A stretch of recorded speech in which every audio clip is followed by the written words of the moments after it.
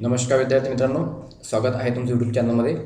आज आपण हायड्रॉलिक्स किंवा फ्लूइड मेकॅनिक्स या सब्जेक्टचे ऑब्जेक्टिव्हचा पहिला पार्ट बघणार आहोत. तर चलो सुरू करूया.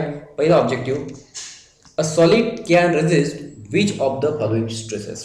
खालीपैकी कुठले स्ट्रेसेस सॉलिड रेजिस्ट करतात. आपल्याला सॉलिड म्हटलं आहे तर सॉलिड हे बघा टेन्साईल, शियर आणि कॉम्प्रेसिव्ह सर्व प्रकारचे जे ट्रेसेस आहेत तो काय करतो, रेजिस्ट करतो. ठीक आहे, म्हणून या प्रश्नाचं उत्तर असेल ऑल ऑफ अबाव. त्यानंतर space possesses no definite volume and is compressible. आता व्हॉल्यूम कशाला नसतं तर बघा गॅसला कुठल्याही प्रकारचं व्हॉल्यूम नाही आहे आणि ते कसं असतं, कॉम्प्रेसिबल असतं. ठीक आहे. Next, a real practical fluid possesses which of the following. Practical fluid म्हटलं आहे आपल्याला. ठीक आहे, एक असतं आयडियल फ्लूइड आणि एक असतं प्रॅक्टिकल फ्लूइड. तर प्रॅक्टिकल फ्लूइड बघा त्याला विस्कोसिटी असणार, बरोबर आहे, सरफेस टेन्शन सुद्धा असणार आणि फ्लूइड म्हटल्यानंतर त्याला डेन्सिटी असणार. ठीक आहे, तर ऑल ऑफ अबाव. तर या प्रश्नाचं उत्तर असेल all of above. The ratio of specific weight of the liquid to the specific weight of standard fluid. दोन स्पेसिफिक वेटचा रेशो दिला आहे म्हणजे याला म्हणावं लागेल स्पेसिफिक ग्रॅव्हिटी. ठीक आहे, हे काय असेल, स्पेसिफिक ग्रॅव्हिटी. त्यानंतर येतं the property of fluid which determines is resistance to shearing stress is called.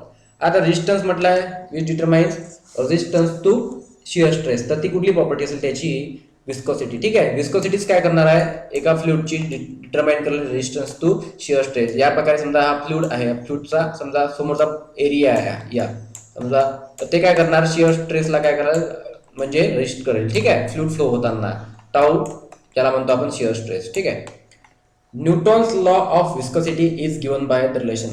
Newton's law बघा, tau is equal to mu d u by d y. ठीक आहे, यू म्हणजे या फ्लो होणाऱ्या ड्रॉपलेट किंवा त्या लिक्विडची व्हेलॉसिटी असते आणि वाय म्हणजे या हे डिस्टन्स झालं. ठीक आहे, त्या ड्रॉपलेटचं काय झालं, त्याचं डिस्टन्स झालं. ठीक आहे, आणि म्यू म्हणजे त्याच्यामधील कायनेमॅटिक विस्कोसिटी. ठीक आहे, टाऊ म्हणजे शिअर स्ट्रेस.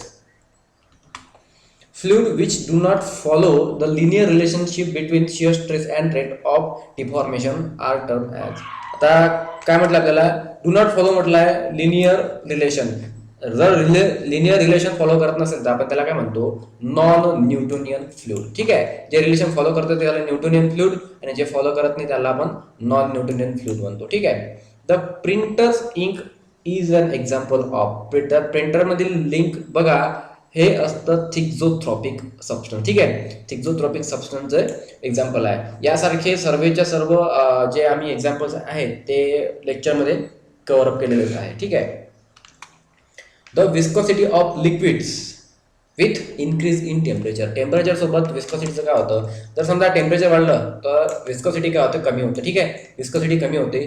तर तुम्ही हे बघितलं असेल आपल्या इंजिन ऑइल, आपल्या टू व्हीलरमधलं किंवा फोर व्हीलरमधलं इंजिन ऑइल याचं जर टेम्परेचर वाढलं तर त्याचा विस्कोसिटी काय होते, कमी होऊन जाते. ठीक आहे, विस्कोसिटी म्हणजे काय, त्याचा चिकटपणा किंवा त्याचा जाडेपणा काय होऊन जातो, कमी होऊन जातो. The surface tension is cause by the force of, म्हणजे कुठल्या फोर्समुळे ते होतं सरफेस टेन्शन. आता सरफेस टेन्शन आहे, सरफेस टेन्शन म्हणजे दोन पार्टिकल्स असेल. ठीक आहे, दोन पार्टिकल्स असेल यांच्यामधलं त्यांचं म्हणजे यांचा बॉन्ड. ठीक आहे, दोन पार्टिकल्स मधला बॉन्ड, दोन्ही पार्टिकल एकमेकाला चिपकले पाहिजे.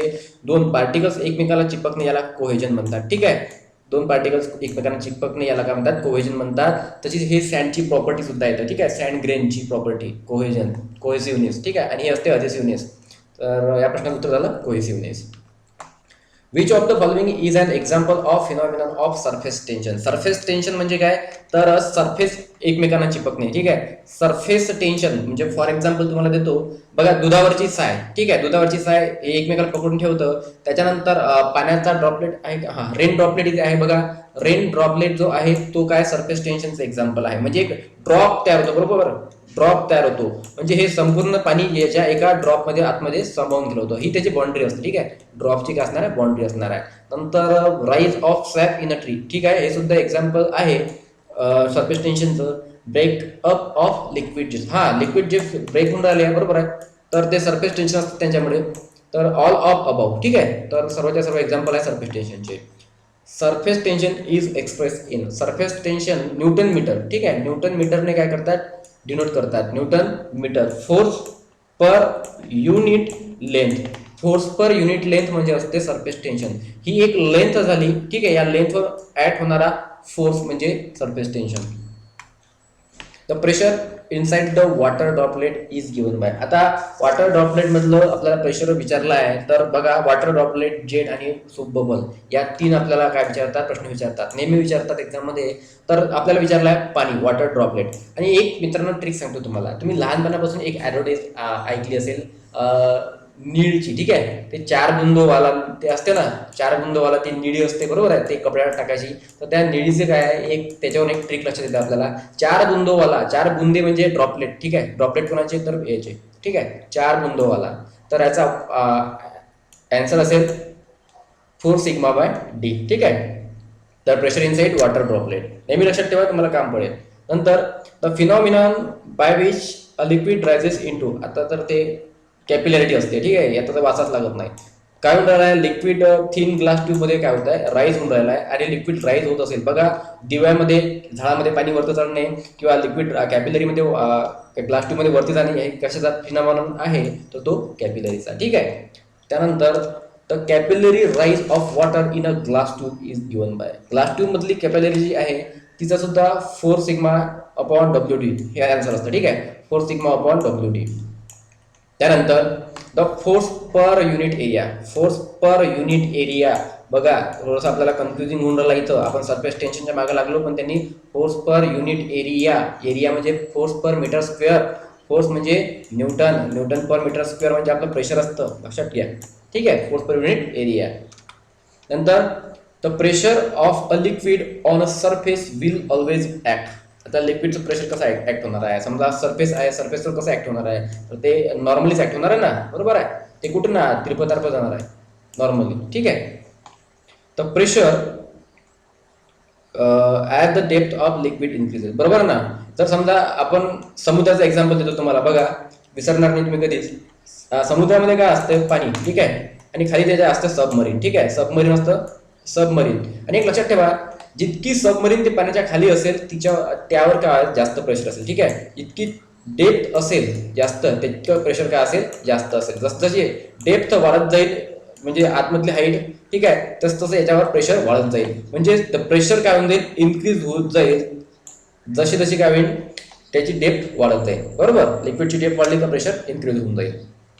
त्यानंतर the intensity of pressure in a liquid due to its depth will vary, बरोबर आहे, डायरेक्टली व्हॅरी होईल ना, ठीक आहे. म्हणजे प्रेशर इंटेन्सिटी जर डेप्थ नुसार कशी होईल, डायरेक्टली व्हॅरी होऊन जाईल, ठीक आहे. नंतर the height of free surface above any point is known as.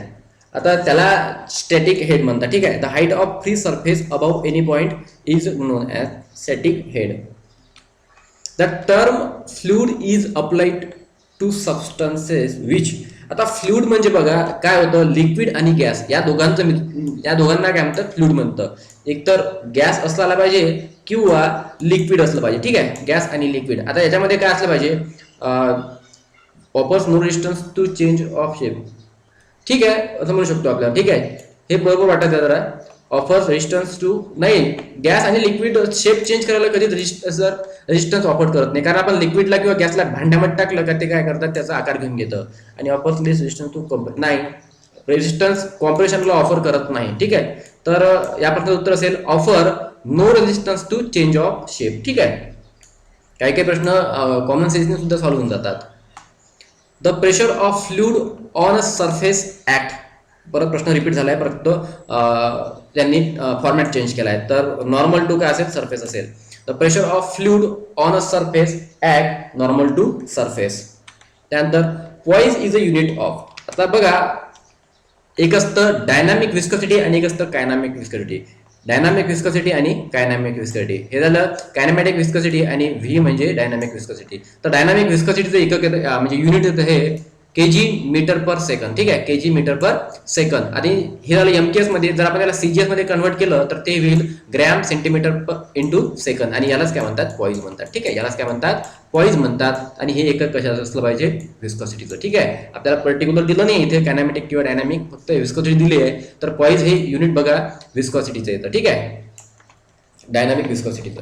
नंतर the intensity of pressure at a depth H is equal to, आता प्रेशरची इंटेन्सिटी आपल्याला विचारली आहे डेप्थमध्ये किती असणार आहे, तर त्याची स्पेसिफिक वेट आणि डेप्थ. ठीक आहे, स्पेसिफिक वेट आणि डेप्थ.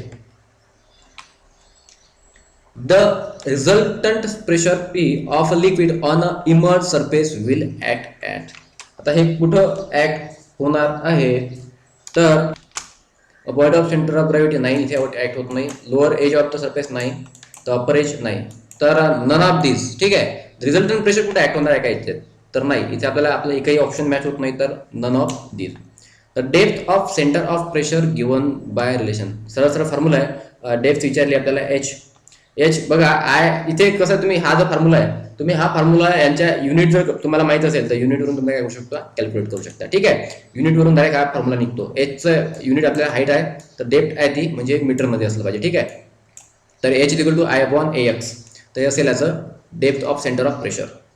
नंतर the pressure of fluid can be measured by, फ्लुइडचं प्रेशर मोजायचं आहे आपल्याला, तर आपण फ्लुइडचं प्रेशर बघा, प्रेशर म्हटलंय तर बॅरोमीटरचा संबंध सुद्धा प्रेशर सोबत येतो, मॅनोमीटर सुद्धा प्रेशर करता वापरतात, पिझोमीटर ट्यूब तर वापरते. ठीक आहे, म्हणजे ऑल ऑफ अबव सर्वच्या सर्व इन्स्ट्रुमेंट कशासाठी वापरतात, प्रेशर मोजण्याकरता. नंतर the point of application of buoyancy force is known as, म्हणजे एखाद्या लिक्विडच्या खाली समजा एखादा पदार्थ ठेवलाय, त्याच्या इथून काय होणार आहे, पॉइंट म्हणजे बायोन्सी फोर्स ऍक्ट होऊन राहिला आहे, तर त्याला काय म्हणणार आपण, तर त्याला सेंटर ऑफ बायोन्सी म्हणणार. ठीक आहे, सेंटर ऑफ बायोन्सी म्हणतात त्याला. त्यानंतर थँक्यू मित्रांनो.